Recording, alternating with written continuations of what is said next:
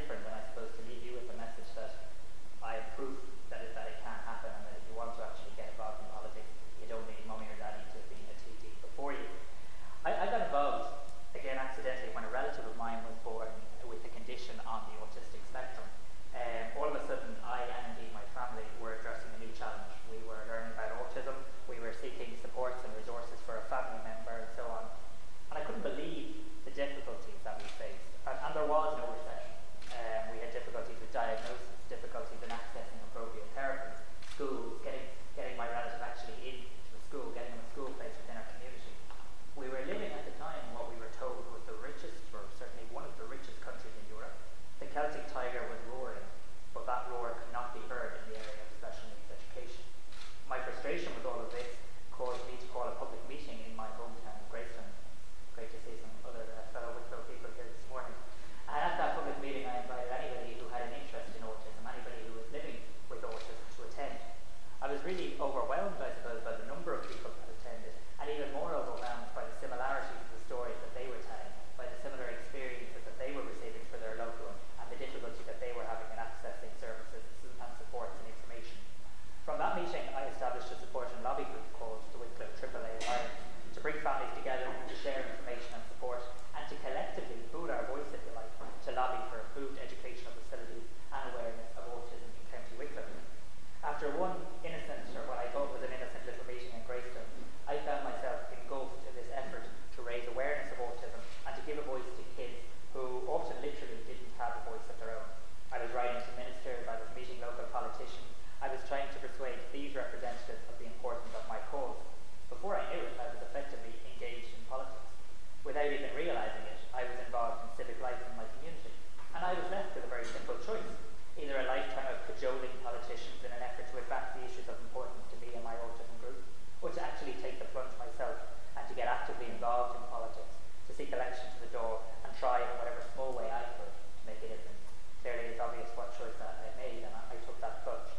I decided to join a political party, and I don't want to get into that too much today because I don't want to engage in party politics at this event, other than to say I joined the party because I felt that I needed a vehicle to work on the issues that had brought me into politics. Some people choose to be an independent, and I felt that a better chance of getting things done in a party. That's just a personal view of mine.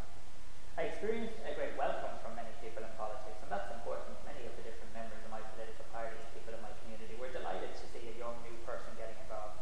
But to be completely honest, and I think this is something that a lot of young ambitious people might be able to empathise with, once I started showing that little bit of ambition or that desire to be elected to public office, I also met with resistance.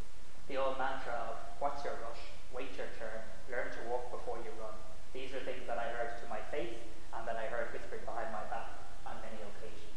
Generally by people of a different generation who somehow seemed threatened by a young person politically coming up behind them. To cut a long story short, I didn't give up. I remembered the reasons why I wanted to get involved, the issues that were important to me, and my perseverance paid off. In the local elections of 2009, I was elected to Wicklow County Council with the highest percentage vote in the country, and to Greystone Town Council with the highest individual vote ever received in the town. The people of my community had sent me and the local political system a very clear message.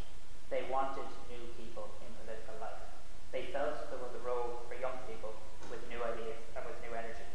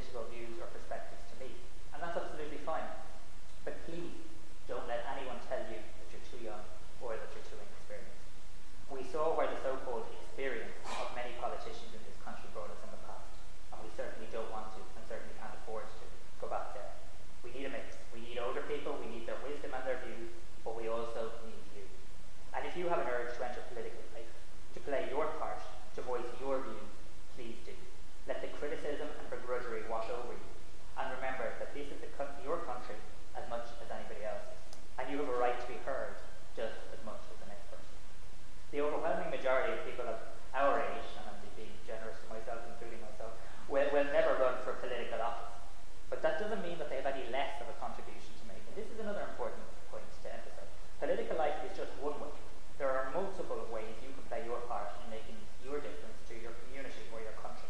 But what I would say to those of you who are not interested in politics, and in fairness, those of you who got up at half this morning or any other hour, it's probably like preaching to the converted, but to those not present, let the message go forward, that even if you're not interested in politics, politics will have an interest in you. It will decide so many things that will directly and indirectly affect your future.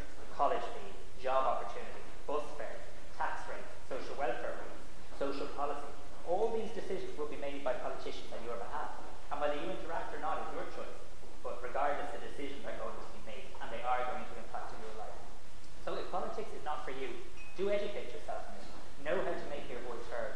Know how to interact. And never give up questioning, probing, or grilling those in political office. I want to directly refer to the main consideration of your conference here today, the issue of the voting age. I genuinely have an open mind on this issue, though the longer I spend here and talk to some of you and read the material outside, the more I become convinced of your argument. The programme for government, as has already been referred to, commits the government to exploring the possibility of lowering the age to 17 for some elections, and this will be examined in the Constitutional Convention due to be set up shortly. So I would agree that if we're going to explore the age of 17, I don't see why we can't explore the age of 16, and certainly that's the point that I'll take back to government. But this Constitutional Convention will consider a range of important issues that relate to our Constitution, and there will be a chance for each of you, for every single citizen in this country, to make their views known and feed their opinions into this process. So this morning, let me take the opportunity to encourage you to make your voice heard, and don't let the chance of the convention pass without putting your arguments forward. Don't just be moaning or bickering or giving out about the way things are. Actually harness this opportunity and don't let it slip by. My mind is open to persuasion on this issue, but it is your job to persuade me. It is your job